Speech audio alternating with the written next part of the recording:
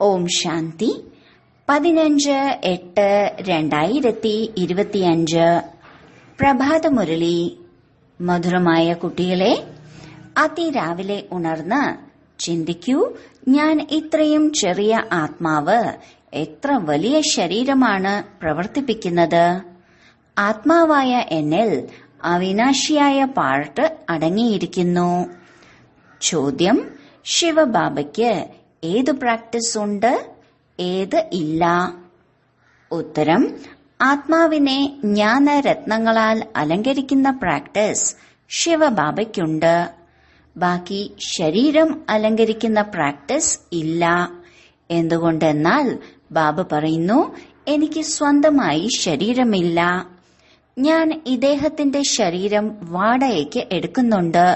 പക്ഷെ ഈ ശരീരത്തിന്റെ അലങ്കാരം ഈ ആത്മാവ് തന്നെയാണ് സ്വയം ചെയ്യുന്നത്, അല്ലാതെ ഞാനല്ല. ഞാൻ സദാ അശരീരിയാണ്.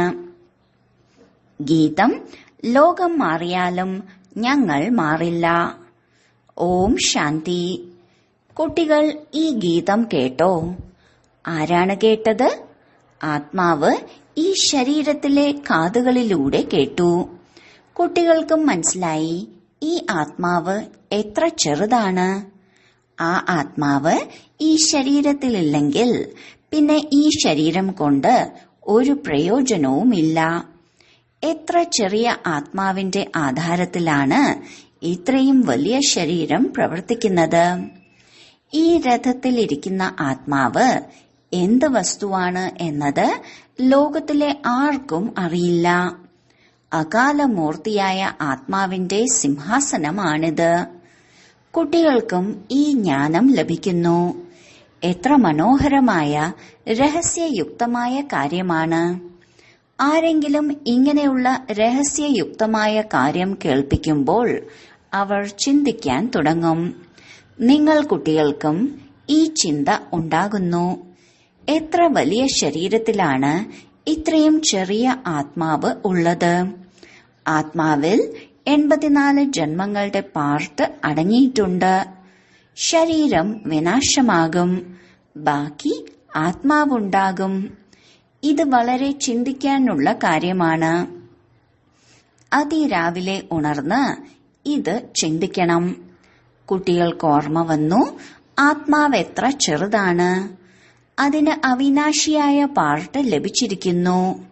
ഞാൻ ആത്മാവ് എത്ര വണ്ടർഫുൾ ആണ്. ഇത് പുതിയ ജ്ഞാനമാണ്. ഈ ലോകത്തിലെ ആർക്കും അറിയില്ല. ബാബ തന്നെയാണ് വന്ന് പറഞ്ഞു തരുന്നത്. അതാണ് ഓർമ്മിക്കേണ്ടത്. നമ്മൾ ഇത്രയും ചെറിയ ആത്മാക്കൾ എങ്ങനെയാണ് പാർട്ട് അഭിനയിക്കുന്നത്? ശരീരം 5 തത്വങ്ങളാൽ നിർമ്മിച്ചതാണ്. ബ്രഹ്മബാബയ്ക്ക് അറിയാമോ ശിവബാബയുടെ ആത്മാവ് എങ്ങനെയാണ് വരുന്നതും പോകുന്നതും എന്ന്? സദാ ഇതിൽ തന്നെ ഇരിക്കുകയുമില്ല. അതിനാൽ ഇതാണ് ചിന്തിക്കേണ്ടത്. ആർക്കും ഒരിക്കലും ലഭിക്കാത്ത ജ്ഞാനമാണ് ബാബ നിങ്ങൾ കുട്ടികൾക്ക് നൽകുന്നത്. നിങ്ങൾക്കറിയാം, ഈ ജ്ഞാനം ബ്രഹ്മബാബയുടെ ആത്മാവിൽ ഉണ്ടായിരുന്നില്ല. മനുഷ്യരിൽ ഒരാൾ പോലും ആത്മാഭിമാനിയല്ല. ആത്മജ്ഞാനം ആരിലുമില്ല. എങ്കിൽ പിന്നെ അച്ഛന്റെ ജ്ഞാനം എങ്ങനെ ഉണ്ടാകും? നിങ്ങൾ കുട്ടികൾക്കറിയാം, നമ്മൾ ആത്മാക്കളെ അച്ഛനാണ് മധുരമായ മക്കളെ എന്ന് വിളിക്കുന്നത്. നിങ്ങൾ എത്ര വിവേകശാലികളായി മാറുകയാണ്. ശരീരത്തിലിരിക്കുന്ന ആത്മാവിനെ പരമാത്മാവിരുന്ന് പഠിപ്പിക്കുന്നു എന്നത് ഒരു മനുഷ്യനും മനസ്സിലാക്കുന്നില്ല. മനസ്സിലാക്കേണ്ട എത്ര വലിയ കാര്യമാണ്. എന്നിട്ടും ജോലി കാര്യങ്ങൾക്കായി പോകുമ്പോൾ മറന്നുപോകുന്നു. ആദ്യം ബാബ ആത്മജ്ഞാനമാണ് നൽകുന്നത്. അത് ലോകത്തിലെ ഒരു മനുഷ്യനിലും ഇല്ല. പാട്ടുമുണ്ടല്ലോ, ആത്മാവും പരമാത്മാവും ഒരുപാട് കാലം വേറിട്ടിരുന്നു. കണക്കുണ്ടല്ലോ. നിങ്ങൾ കുട്ടികൾക്കറിയാം, ആത്മാവ് തന്നെയാണ് ശരീരത്തിലൂടെ സംസാരിക്കുന്നത്. ആത്മാവ് തന്നെയാണ് ശരീരത്തിലൂടെ നല്ലതോ മോശമോ ആയ കർമ്മം ചെയ്യുന്നത്. ബാബ വന്ന് ആത്മാവിനെ പുഷ്പമാക്കി മാറ്റുന്നു. ആദ്യം ബാബ പറയുന്നതിതാണ്, അതായത് അതിരാവിലെ എഴുന്നേറ്റ് ചിന്തിക്കൂ, ആത്മാവ് എന്താണ്? ആത്മാവാണ് ഈ ശരീരത്തിലൂടെ കേൾക്കുന്നത്. ആത്മാവിന്റെ അച്ഛൻ പരംപിത പരമാത്മാവാണ്. അവരെ പതിതപാവനൻ, ജ്ഞാനസാഗരൻ എന്ന് വിളിക്കുന്നു. പിന്നീട് ഒരു മനുഷ്യനെ സുഖസാഗരൻ, ശാന്തിയുടെ സാഗരം എന്നെങ്ങനെ വിളിക്കാൻ കഴിയും? സദാ പവിത്രതയുടെ സാഗരമാണ് എന്ന് ലക്ഷ്മി നാരായണനെ പറയുമോ? ഇല്ല. ഒരേ ഒരു ബാബ തന്നെയാണ് സദാ പവിത്രതയുടെ സാഗരം. മനുഷ്യരാണെങ്കിൽ കേവലം ഭക്തിമാർഗത്തിലെ ശാസ്ത്രങ്ങളുടെ വർണ്ണന നടത്തുന്നു. പ്രാക്ടിക്കൽ അനുഭവമില്ല. ഞാൻ ഈ ശരീരത്തിലൂടെ അച്ഛന്റെ മഹിമ പാടുകയാണ് എന്ന് മനസ്സിലാക്കില്ല. ബാബ നമ്മുടെ വളരെ മധുരമായ അച്ഛനാണ്. ബാബ തന്നെയാണ് സുഖം നൽകുന്നവൻ. ബാബ പറയുന്നു, അല്ലയോ ആത്മാക്കളെ, ഇപ്പോൾ എന്റെ മതമനുസരിച്ച് നടക്കൂ. അവിനാശിയായ ആത്മാവിന് അവിനാശിയായ അച്ഛനിൽ നിന്ന് ലഭിക്കുന്ന അവിനാശിയായ മതമാണിത്. അവിടെ വിനാശികളായ ശരീരധാരികൾക്ക് വിനാശിയായ ശരീരധാരികളിൽ നിന്നുമുള്ള മതമാണ് ലഭിക്കുന്നത്. സത്യുഗത്തിൽ നിങ്ങൾ ഇവിടെ നിന്നുള്ള പ്രാലബ്ധം അനുഭവിക്കുന്നു. അവിടെ ഒരിക്കലും തലതിരിഞ്ഞ മതം ലഭിക്കുകയില്ല. ഇപ്പോഴുള്ള ശ്രീമതം തന്നെ അവിനാശിയായി മാറുന്നു. അത് പകുതി കൽപ്പം നടന്നുവരുന്നു. ഇത് പുതിയ ജ്ഞാനമാണ്. ഇതിനെ ഗ്രഹിക്കാൻ എത്ര ബുദ്ധി വേണം? പിന്നെ പ്രാവർത്തികമാക്കണം. ആരാണോ ആരംഭത്തിൽ വളരെയധികം ഭക്തി ചെയ്തത്, അവർക്കേ നല്ല രീതിയിൽ ധാരണ ചെയ്യാൻ സാധിക്കൂ. ഇത് മനസ്സിലാക്കണം. അഥവാ എന്റെ ബുദ്ധിയിൽ ഇത് നല്ല രീതിയിൽ ധാരണ ആവുന്നില്ലെങ്കിൽ തീർച്ചയായും ഞാൻ ആരംഭം മുതൽ ഭക്തി ചെയ്തിട്ടില്ല. ബാബ പറയുന്നു, ഒന്നും മനസ്സിലാകുന്നില്ലെങ്കിൽ അച്ഛനോട് ചോദിക്കൂ. എന്തുകൊണ്ടെന്നാൽ ബാബ അവിനാശിയായ സർജനാണ്. ബാബയെ സുപ്രീം സോൾ എന്നും വിളിക്കും.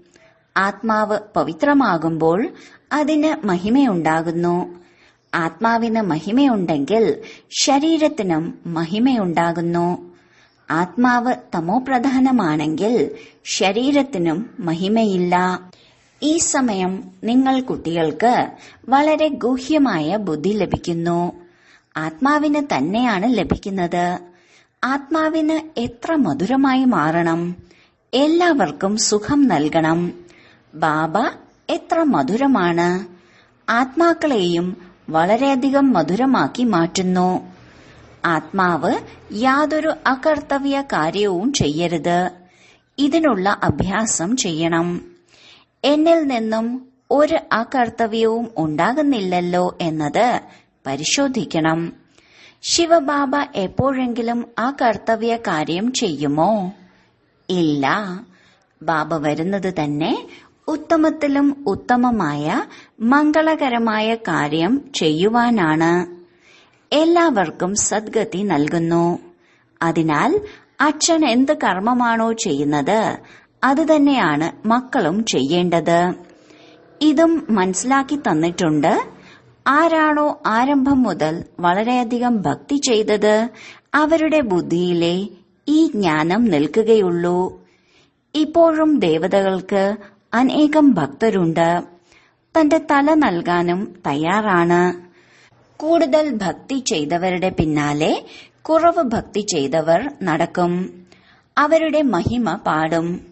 അവിടെ സ്ഥൂലത്തിൽ എല്ലാം കാണാൻ കഴിയും. ഇവിടെ നിങ്ങൾ ഗുപ്തമാണ്. നിങ്ങളുടെ ബുദ്ധിയിൽ സൃഷ്ടിയുടെ ആദിമധ്യ അന്ത്യത്തിന്റെ മുഴുവൻ ചക്രവുമുണ്ട്. ഇതും കുട്ടികൾക്ക് അറിയാം. ബാബ നമ്മെ പഠിപ്പിക്കാനായി വന്നിരിക്കുകയാണ്. ഇപ്പോൾ വീണ്ടും നമ്മൾ വീട്ടിലേക്ക് പോകും. എവിടേക്കാണോ മുഴുവൻ ആത്മാക്കളും പോകുന്നത് അതാണ് നമ്മുടെ വീട്. അവിടെ ശരീരം പോലുമില്ല. പിന്നെങ്ങനെ ശബ്ദമുണ്ടാകും? ആത്മാവില്ലാതെ ശരീരം ജഡമാണ്. മനുഷ്യർക്ക് ശരീരത്തോട് എത്ര മോഹമാണ്. ആത്മാവ് ശരീരത്തിൽ നിന്ന് വേർപിരിഞ്ഞാൽ പിന്നെ ഉള്ളത് 5 തത്വങ്ങളാണ്. അതിനോടും എത്ര സ്നേഹമാണ്. ഭാര്യ തന്റെ പതിയുടെ ചിതയിലേക്കും ചാടുന്നതിന് തയ്യാറാണ്. ശരീരത്തോട് എത്ര മോഹമാണ്.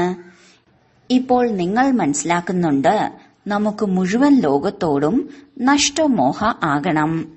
ഈ ശരീരം നശിക്കാനുള്ളതാണ്. അതിനാൽ അതിൽ നിന്നും മോഹം ഇല്ലാതാവണമല്ലോ.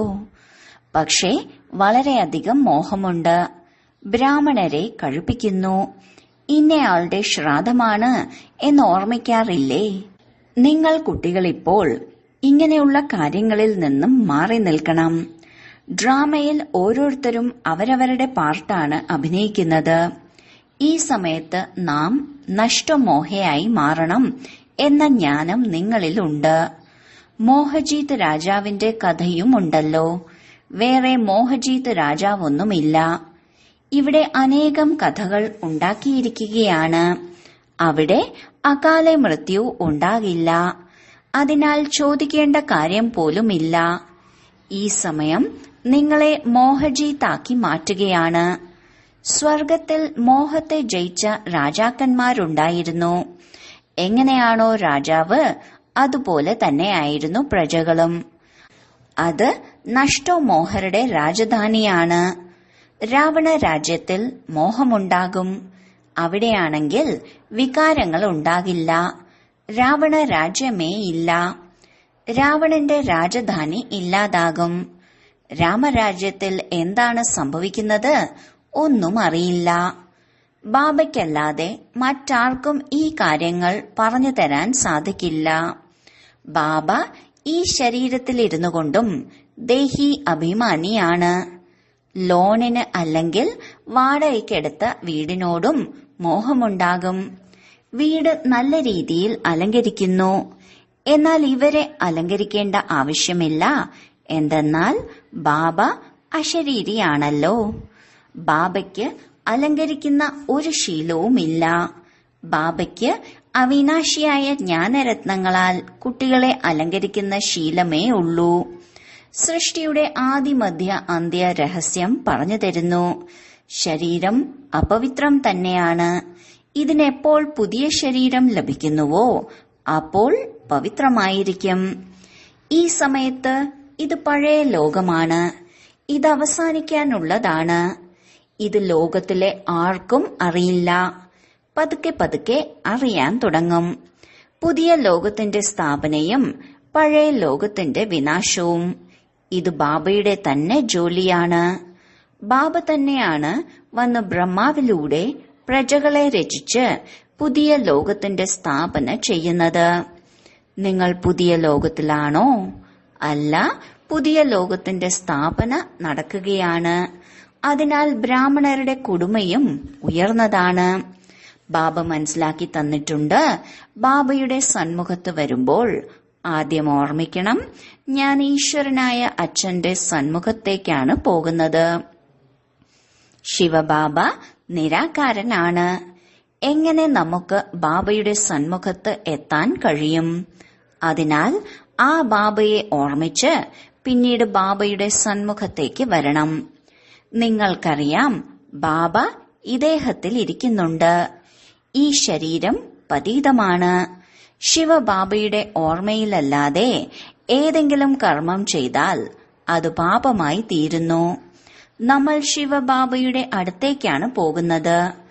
പിന്നീട് അടുത്ത ജന്മത്തിൽ വേറെ സംബന്ധികളായിരിക്കും. അവിടെ ദേവതകളുടെ മടിയിലേക്ക് പോകും. ഈ ഭഗവാന്റെ മടിത്തട്ട് ഒരു തവണ മാത്രമാണ് ലഭിക്കുന്നത്. മുഖത്തിലൂടെ പറയുന്നു, ബാബ, ഞാൻ അങ്ങയുടേതായി മാറിയിരിക്കുന്നു. ഒരിക്കലും കാണുക പോലും ചെയ്യാത്ത ഒരുപാട് പേരുണ്ട്. പുറത്താണ് താമസിക്കുന്നത്. ശിവബാബ, ഞങ്ങൾ അങ്ങയുടെ കുട്ടിയായി മാറിയിരിക്കുന്നു എന്ന് എഴുതും. ബുദ്ധിയിൽ ജ്ഞാനമുണ്ട്. ആത്മാവ് പറയുന്നു, ഞാൻ ശിവബാബയുടേതായി മാറിയിരിക്കുന്നു. ഇതിനു മുമ്പ് നമ്മൾ പതീതരുടെ മടിത്തട്ടിലായിരുന്നു. ഭാവിയിൽ പവിത്രമായ ദേവതയുടെ മടിത്തട്ടിലെത്തും. ഈ ജന്മം ദുർലഭമാണ്. നിങ്ങളിവിടെ സംഗമയുഗത്തിലാണ് വജ്ര സമാനമായി മാറുന്നത്. സാഗരവും നദികളും സംഗമിക്കുന്നതിനെയൊന്നുമല്ല സംഗമയുഗം എന്ന് പറയുന്നത്. രാത്രിയുടെയും പകലിന്റെയും വ്യത്യാസമുണ്ട്. ബ്രഹ്മപുത്ര സാഗരത്തിൽ ചെന്നു ചേരുന്ന ഏറ്റവും വലിയ നദിയാണ്. നദികൾ ചെന്ന് സാഗരത്തിൽ പതിക്കുന്നു. നിങ്ങളും സാഗരത്തിൽ നിന്ന് പുറപ്പെടുന്ന ജ്ഞാന നദികളാണ്. ജ്ഞാനസാഗരൻ ശിവബാബയാണ്. ഏറ്റവും വലിയ നദി ബ്രഹ്മപുത്രയാണ്. ഇവരുടെ പേര് ബ്രഹ്മാവാണ്. സാഗരവുമായി ഇത് എത്ര യോജിച്ചിരിക്കുന്നു. നിങ്ങൾക്കറിയാം, നദികൾ എവിടെ നിന്നാണ് പുറപ്പെടുന്നത്? സാഗരത്തിൽ നിന്ന് തന്നെയാണ് പുറപ്പെടുന്നത്. പിന്നീട് സാഗരത്തിൽ തന്നെ ചെന്ന് പതിക്കുന്നു. സാഗരത്തിൽ നിന്നും മധുര ജലം ആകർഷിക്കുന്നു. സാഗരത്തിന്റെ കുട്ടികൾ പിന്നീട് സാഗരത്തിലേക്ക് തന്നെ ചെന്ന് പതിക്കുന്നു. നിങ്ങളും ജ്ഞാനസാഗരനിൽ നിന്ന് ഉദ്ഭവിച്ചതാണ്. പിന്നീട് എല്ലാവരും എവിടെയാണോ ബാബ വസിക്കുന്നത് അവിടേക്ക് പോകും. അവിടെയാണ് നിങ്ങൾ ആത്മാക്കളും വസിക്കുന്നത്. ജ്ഞാനസാഗരൻ വന്ന് നിങ്ങളെ പവിത്രവും മധുരമുള്ളതുമാക്കി മാറ്റുന്നു. ഉപ്പ് രസമുള്ള ആത്മാവിനെ മധുരമുള്ളതാക്കി മാറ്റുന്നു. 5 വികാരങ്ങളാകുന്ന ഉപ്പ് രസം നിങ്ങളിൽ നിന്നും വേറിടുന്നു. അപ്പോൾ നിങ്ങൾ തമോ പ്രധാനത്തിൽ നിന്നും സതോ പ്രധാനമായി മാറുന്നു. ബാബ വളരെയധികം പുരുഷാർത്ഥം ചെയ്യിക്കുന്നു. നിങ്ങൾ എത്ര സതോ പ്രധാനമായിരുന്നു, സ്വർഗത്തിലായിരുന്നു വസിച്ചിരുന്നത്. എന്നാൽ ഇപ്പോൾ നിങ്ങൾ തീർത്തും മോശമായിരിക്കുന്നു. രാവണൻ നിങ്ങളെ എന്താക്കി മാറ്റി? അമൂല്യ വജ്ര സമാനമായ ജന്മം എന്ന് ഭാരതത്തിൽ തന്നെയാണ് മഹിമ പാടുന്നത്. ബാബ ചോദിക്കുന്നു, നിങ്ങൾ കക്കയ്ക്ക് പിന്നാലെ എന്തിനാണ് പോകുന്നത്? കക്കകൾ അധികം ആവശ്യമില്ലല്ലോ. പാവങ്ങൾ പെട്ടെന്ന് മനസ്സിലാക്കും.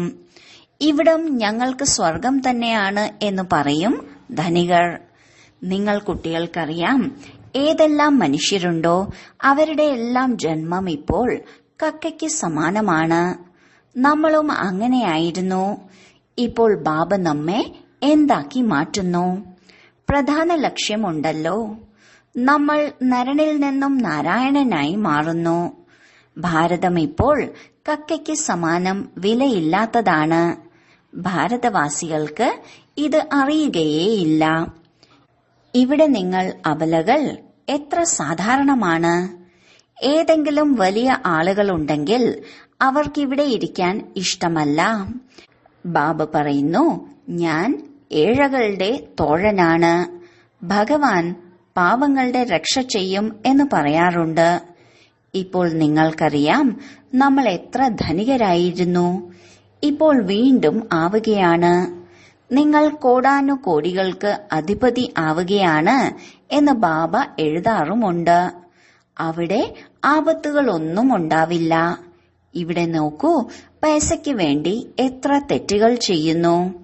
കൈക്കൂലി എത്രയാണ് വാങ്ങുന്നത്? പൈസ മനുഷ്യർക്ക് വേണമല്ലോ. നിങ്ങൾ കുട്ടികൾക്കറിയാം, ബാബ നമ്മുടെ ഖജനാവ് നിറച്ചു തരികയാണ്.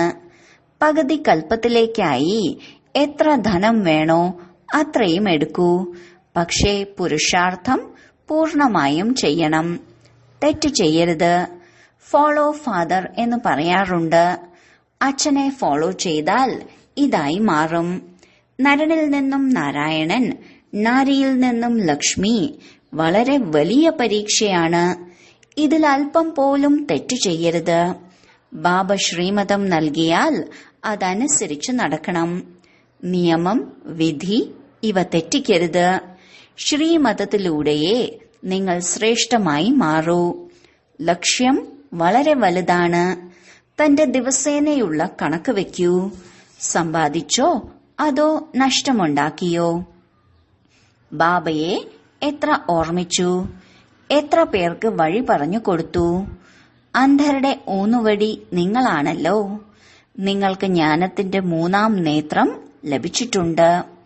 ശരി, വളരെ കാലത്തെ വേർപാടിനു ശേഷം തിരികെ കിട്ടിയ മധുരമധുരമായ സന്താനങ്ങൾക്ക് മാതാവും പിതാവുമായ ബാബ്ദാദയുടെ സ്നേഹസ്മരണകളും പുലർക്കാല വന്ദനവും.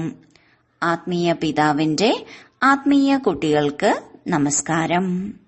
ധാരണയ്ക്കുള്ള മുഖ്യസാരം: 1. ബാബ എത്ര മധുരമാണോ അതുപോലെ മധുരമായി മാറി എല്ലാവർക്കും സുഖം നൽകണം. യാതൊരു അകർത്തവ്യ കാര്യവും ചെയ്യരുത്. ഉത്തമത്തിലും ഉത്തമമായ മംഗളകാരിയായ കർമ്മങ്ങൾ മാത്രമേ ചെയ്യാവൂ. 2. കക്കകൾക്ക് പിന്നാലെ അലയരുത്. പുരുഷാർത്ഥം ചെയ്ത് തന്റെ ജീവിതം വജ്രസമാനമാക്കി മാറ്റണം. ഉപേക്ഷ കാണിക്കരുത്.